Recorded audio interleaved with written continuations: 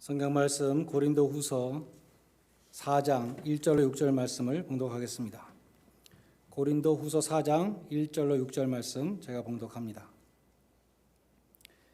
그러므로 우리가 이 직분을 받아 긍휼하심을 입은 대로 낙심하지 아니하고 이에 숨은 부끄러움의 일을 버리고 속임으로 행하지 아니하며 하나님의 말씀을 혼잡하게 하지 아니하고 오직 진리를 나타내므로 하나님 앞에서 각 사람의 양심에 대하여 스스로 추천하노라.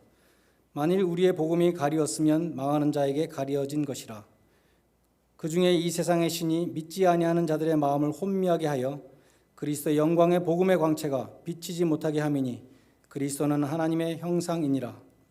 우리는 우리를 전파하는 것이 아니라 오직 그리스도 예수의 주 되신 것과 또 예수를 위하여 우리가 너희의 종된 것을 전파함이라. 어두운 데에 빛이 비치라 말씀하셨던 그 하나님께서 예수 그리스도의 얼굴에 있는 하나님의 영광을 아는 빛을 우리 마음에 비추셨느니라. 아멘. 오늘 본문 1절에 보면 우리가 이 직분을 받았다 그럽니다. 우리 오랜만에 고린도후서로 돌아왔는데 이 직분은 고린도후서 3장에서 말씀했습니다. 새 언약의 일꾼이라는 직분입니다. 복음의 일꾼이라는 뜻이겠죠. 바울은 3장에서 옛 언약의 일꾼과 새 언약의 일꾼을 비교했습니다. 옛 언약의 일꾼은 정죄의 직분이죠. 율법의 일꾼들은 정죄의 직분이었습니다. 새 언약의 직분은 예수 그리스도의 의를 전해주는 직분이기 때문에 의의 직분으로 더 좋은 것이라고 말씀했습니다. 또 하나님으로부터 십계명을 받아 내려왔던 모세의 얼굴에 나타났던 그 영광은, 하나님의 영광은 시간이 지나면서 점차 사라지는 영광이었지만 예수 그리스도의 얼굴에 있는 하나님의 영광은 영원히 변치 않기 때문에 더 영광스러운 직분이다라고 말씀했습니다. 오늘날 우리에게 적용하면 우리가 교회에서 받은 직분이 바로 새 언약의 일꾼의 직분입니다. 대부분의 영어 성경과 한글 성경들을 보면 1절을 번역할 때 새 언약의 직분을 하나님의 긍휼하심에 힘입어 혹은 하나님의 자비하심에 힘입어 받았다라고 그렇게 번역을 하고 있습니다. 바울은 디모데전서 1장 12절에서도 직분을 맡기신 하나님께 감사한다. 우리를 옳게 여기셔서 직분을 맡겨주셨으니 얼마나 감사하냐. 그렇게 말씀합니다. 하나님께서 직분을 맡겨주신 것은 은혜입니다. 우리가 잘나서가 아니라 하나님의 자비하심과 긍휼하심으로 주신 것입니다.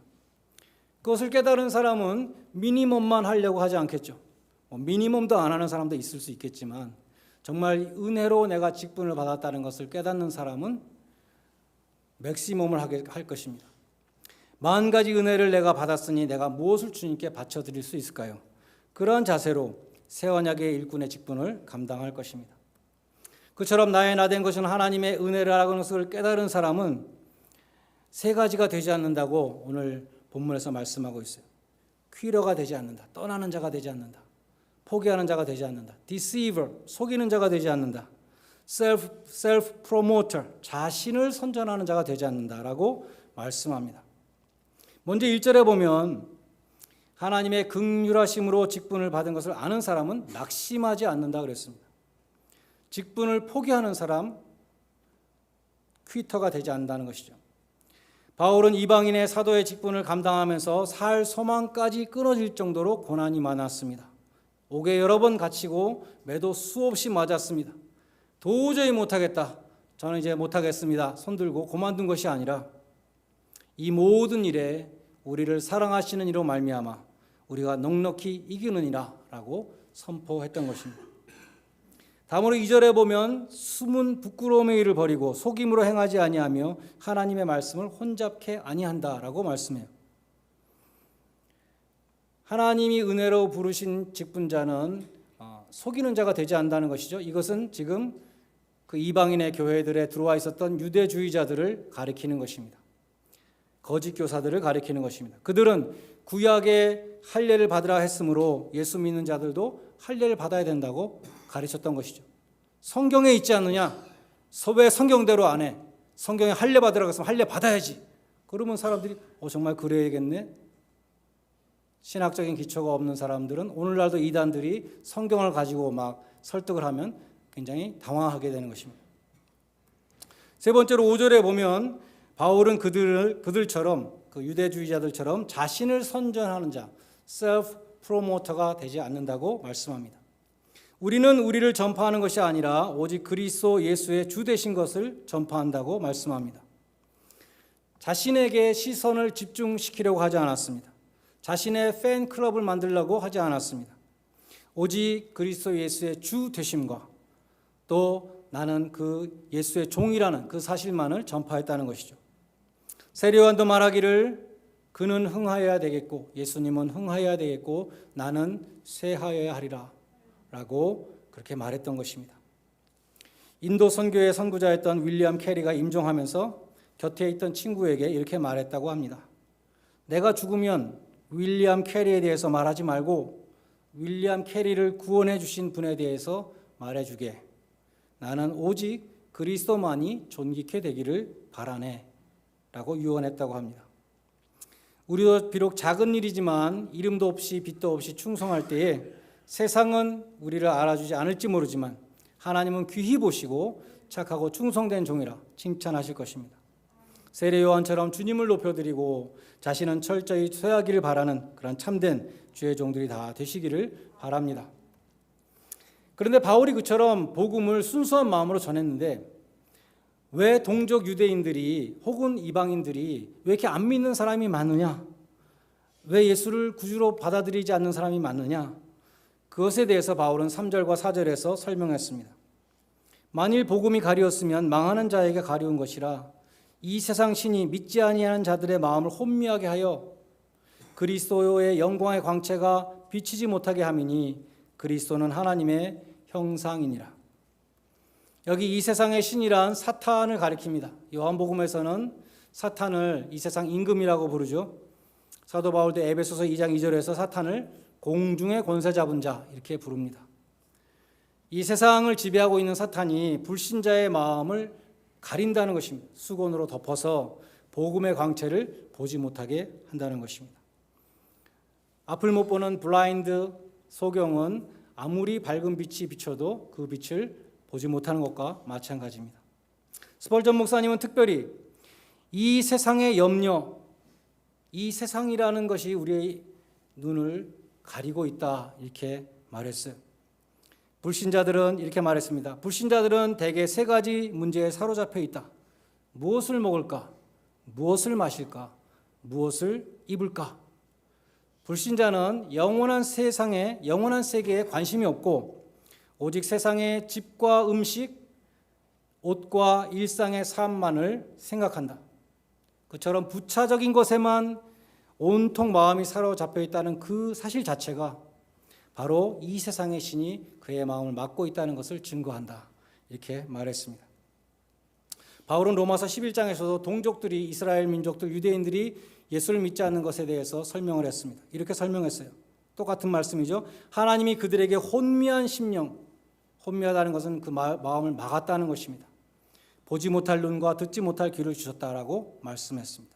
그리고 바로 다음에 11장 9절에서 그처럼 마음이 닫힌 사람의 또 한 가지 특징을 말씀하는데 곧 그들에게는 밥상이 올무가 된다라고 말씀했습니다. 마태복음 24장 38절로 39절에 보면 노아의 홍수 때 노아가 방주에 들어갈 때까지 세상 사람들은 먹고 마시고 시집가고 장가가고 그렇게 있으면서 홍수가 임하고 심판이 임하는 것을 그 직전까지 깨닫지 못했다라고 말씀합니다. 심판이 코앞에 닥쳤는데도 깨닫지 못했다는 것입니다. 우리도 무엇을 먹을까, 무엇을 마실까, 무엇을 입을까 여기에 사로잡혀 있을 때 돈 버는 것 때문에 우리의 눈이 흐려져 있을 때 땅만 바라보느라고 우리의 등이 굽어져 있을 때 귀 있는 자는 들을지어다 하시는 주님의 말씀을 우리가 듣지 못하게 되고 밥상에 올무가 되어 멸망에 이르는 자가 될 수 있다는 것을 기억해야 할 것입니다. 해롤드 아이론사이드 목사님은 아이작 뉴턴의 일화를 소개합니다. 아이작 뉴턴이 유명한 과학자잖아요. 어떤 사람이 뉴턴에게 물었습니다. 저는 선생님이 그처럼 성경을 어린아이처럼 믿으시는 것이 이해가 안 됩니다. 저는 노력해봤지만 믿어지지가 않습니다. 성경의 그 많은 구절들이 저에게는 아무런 의미가 없습니다. 저는 믿을 수도 없고 이해할 수도 없습니다.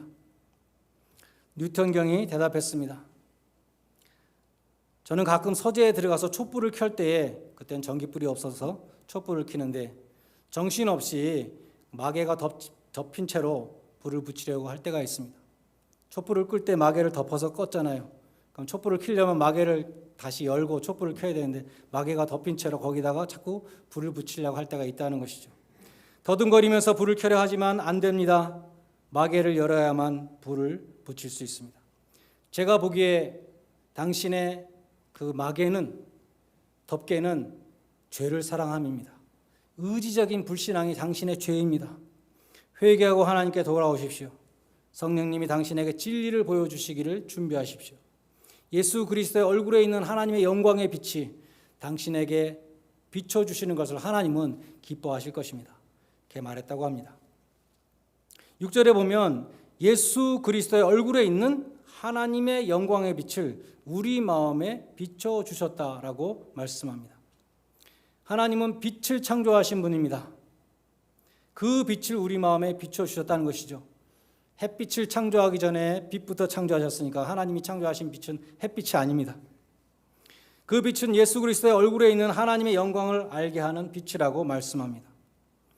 어두운 가운데 빛이 빛이라고 명하셨던 하나님이 죄와 무지로 어두웠던 우리의 마음에 빛을 비추어 주셔서 예수 그리스도의 얼굴에 있는 하나님의 영광을 보게 하셨다는 것입니다. 하나님의 빛이 비치기 전에 인간의 마음은 어두운 마음이었습니다. 죄로 물든 마음이었으며 예수 그리스도를 통한 구원의 그 진리를 모르는 마음이었습니다. 그러나 창조 첫날 빛이 있으라고 명하셨던 그 하나님께서 그 빛을 죄인의 마음에 비춰주실 때에 예수 그리스도의 얼굴에 있는 하나님의 영광을 보게 되는 것입니다.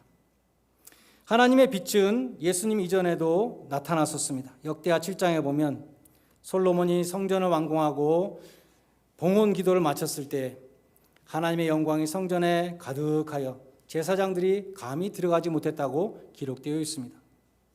또 하나님과 대면하고 내려온 이 모세의 얼굴에 빛이 나서 사람들이 쳐다보지 못하므로 모세가 수건으로 얼굴을 가렸다고도 기록되어 있습니다. 오늘 본문은 그 하나님의 빛이 예수님의 얼굴에 있다고 말씀합니다. 예수님은 보이지 않는 하나님께서 우리 인간이 볼 수 있도록 나타나신 분이셨죠. 빌립보서 2장 6절에 보면 예수님은 본래 하나님의 본체시라고 말씀하고 히브리서 1장 3절에 보면 영광의 광채시요 본체의 형상이시라.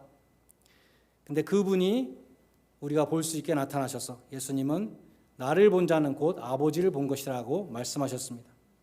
같은 의미로 골로새서 1장 15절에 보면 그는 보이지 아니하시는 하나님의 형상이라고 말씀하고 오늘 본문 4절에도 보면 그리스도는 하나님의 형상이라고 말씀합니다.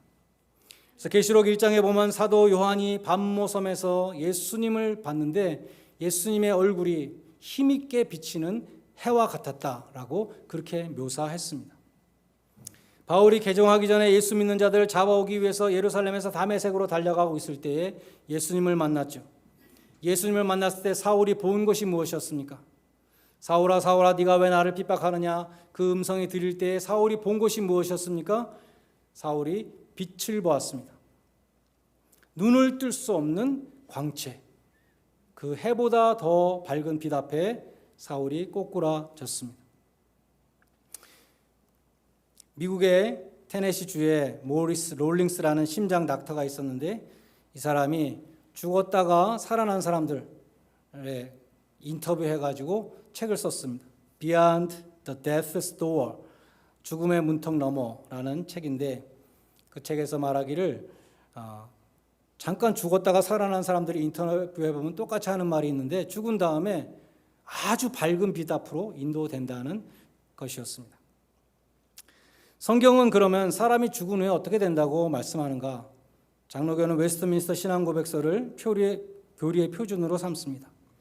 웨스트민스터 신앙고백서 제32장에 보면 사후의 상태와 죽은 자의 부활에 대해서 이렇게 정리했습니다.